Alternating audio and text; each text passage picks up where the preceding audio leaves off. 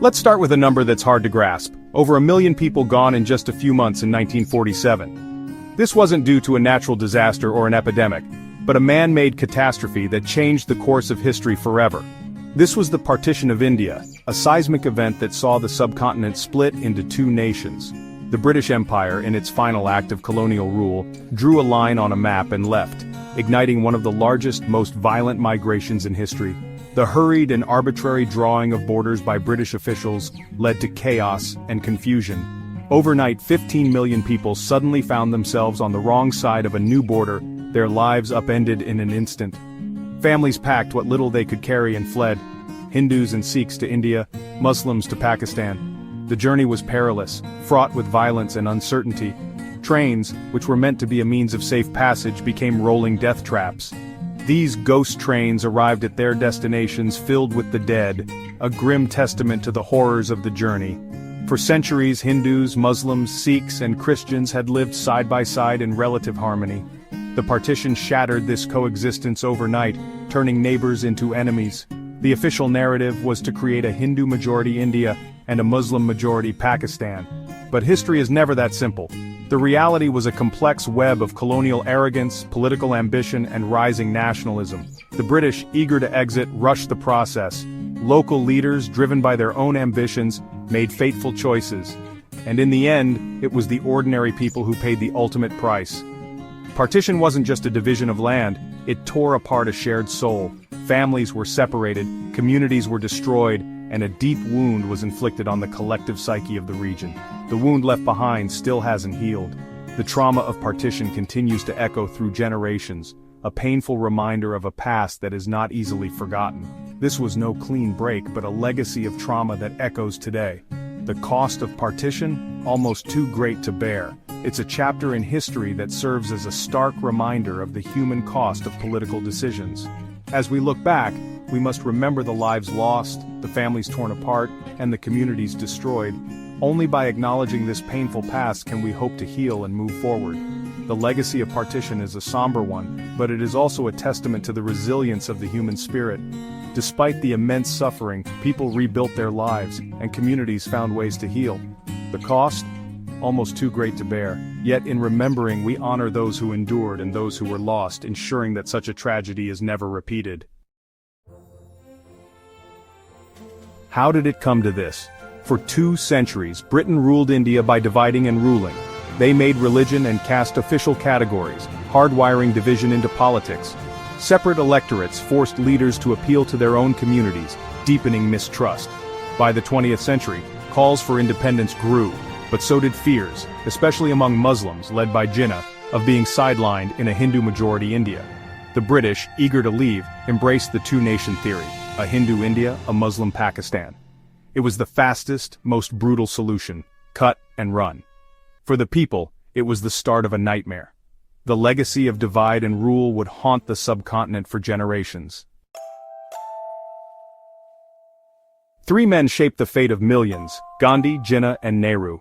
Their lives, beliefs, and decisions would forever alter the course of the Indian subcontinent, leaving a legacy that still echoes today. Gandhi, the spiritual leader, dreamed of a united India. Dividing the country was unthinkable to him. He believed in non-violence, in the power of peaceful resistance, and in the idea that Hindus and Muslims could live together as one nation. His vision was rooted in compassion and a deep sense of justice, inspiring millions to join the struggle for freedom. Jinnah, once a champion of unity, became convinced Muslims needed their own nation to survive. As tensions grew, he saw the dangers of majoritarian rule and feared for the rights and safety of his community. His transformation from a secular lawyer to the determined leader of the Muslim League marked a turning point in history.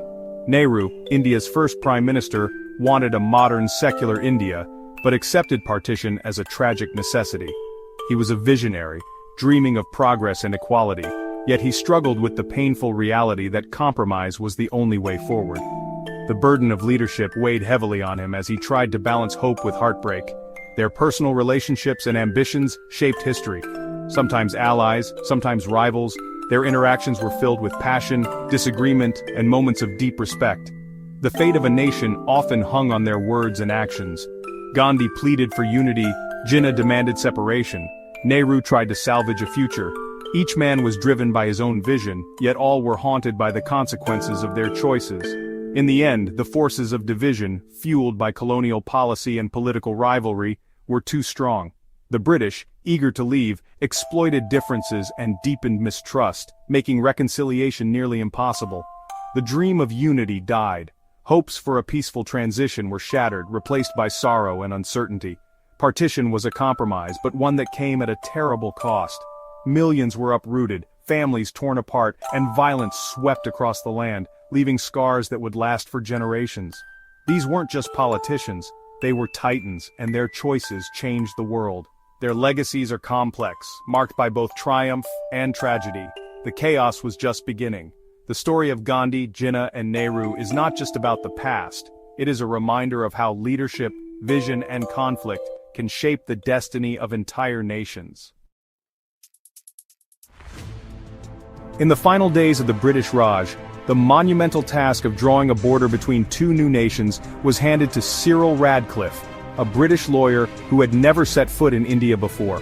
He arrived in the sweltering heat of Delhi, unfamiliar with the land, its people, or the centuries of history that shaped them. Radcliffe was given just 5 weeks to decide the fate of millions, armed only with outdated maps, census data, and little to no local guidance. The pressure was immense, and the information at hand was woefully inadequate. The line he drew cut through the heart of Punjab and Bengal, splitting not just provinces, but entire villages, families, and communities that had lived together for generations. The border was drawn in utmost secrecy. When it was finally announced, just after independence, the news spread like wildfire, and chaos erupted across the land. Overnight, people awoke to find themselves citizens of a new country, their homes and lives suddenly on the wrong side of an invisible line. In the absence of clear authority, militias, driven by fear, anger, and the urge for revenge, began to roam the countryside, unleashing waves of violence on innocent civilians. Punjab, in particular, became a flashpoint. Sikhs and Hindus were targeted in the newly formed Pakistan, while Muslims faced violence in India. Trains packed with refugees became moving targets and entire communities were uprooted. Law and order collapsed almost overnight, police stations were abandoned, and the state machinery was either powerless to intervene or at times complicit in the violence. What followed was not a peaceful migration but a mass exodus marked by terror and brutality, what many now recognize as ethnic cleansing on a massive scale. The British, eager to leave, prioritized speed over careful planning. Decisions were made in hurried meetings, with little regard for the human cost, leaving behind a legacy of confusion and suffering. Years later, Radcliffe confessed that he had relied solely on maps and statistics, not the lived realities of the people whose lives he was dividing. The entire process was a catastrophic failure of governance, marked by confusion, haste, and a shocking lack of empathy for those affected. The result was a humanitarian disaster of unprecedented scale. Millions displaced, families torn apart, and countless lives lost. The Radcliffe Line, drawn in haste and ignorance, left scars on the land, on families, and on the collective memory of the subcontinent that still run deep today. The Indian subcontinent was forever changed, its destiny altered by a line drawn in haste, the consequences of which still echo across borders and generations. Before partition, villages in Punjab and Bengal were models of coexistence. People of all faiths shared lives, culture, and celebrations. Then political rhetoric and rumors poisoned trust. Neighbors became enemies overnight, forced to choose sides. Gangs preyed on former friends, driven by fanaticism and revenge. The social fabric unraveled. Your religion now decided your fate. Amid the horror, some risked everything to save neighbors of another faith. But for most, a world of trust was lost, replaced by fear and betrayal. Partition wasn't just numbers, it was millions of personal tragedies. Ram Krishan Singh, who died at 102, saw his peaceful village torn apart. He survived only because a Muslim neighbor risked his life to save him. Families were separated forever, children orphaned, women brutalized. Prosperous people became penniless refugees overnight. The journey was hell trains packed with the dead, endless marches, starvation, and violence. Yet there were moments of courage, Muslims sheltering Hindus, Hindus guiding Muslims to safety. These acts of kindness were quiet rebellions against hate. The trauma shaped generations, haunting family histories. The true story of partition lives in these memories, not just in textbooks. Survivors rebuilt from nothing, carrying ghosts of a lost world. The pain and resilience echo through every family touched by partition. The British left behind unfinished business, most notably, Kashmir. Over 500 princely states had to choose: India, Pakistan, or independence. Kashmir, Muslim majority but ruled by a Hindu, tried to stay independent. Pakistani-backed tribes invaded. The Maharaja turned to India for help. India sent troops, on the condition Kashmir joined India. War broke out, ending in a UN ceasefire and a divided Kashmir. The promised vote for Kashmir's future never happened. Kashmir became the main flashpoint between India and Pakistan. 2 more wars followed, and an insurgency has raged for decades. India blames Pakistan for militancy. Pakistan denies it. For Kashmiris, life is a cycle of violence and uncertainty. They remain the ultimate victims of partition's legacy. Partition didn't end in 1947. It began a legacy of division and hostility. Millions became refugees, families split by hostile borders. Shared cultures fractured, replaced by rival national identities. India and Pakistan have been locked in conflict ever since, with Kashmir as the central wound. The rivalry fuels arms races and suspicion, draining resources from development. Partition shaped internal politics, India's secular vision clashing with rising Hindu nationalism. Pakistan's identity struggles fueling instability. The two-nation theory remains a source of pride and conflict. The pain of partition is still felt in divided families and border standoffs. Drawing lines on a map was easy, erasing them from hearts is another story. The ghosts of 1947 still haunt South Asia. The story gets even more dangerous. India and Pakistan are now nuclear powers. Every border clash risks global catastrophe. The Kashmir conflict is now a standoff between 2 nuclear states. The stability-instability paradox means nuclear weapons prevent all-out war, but encourage constant, low-level conflict. Both sides test limits, trapped in a cycle of provocation.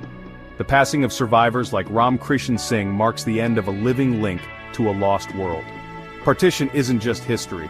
It shapes the lives of 1.8 billion people today.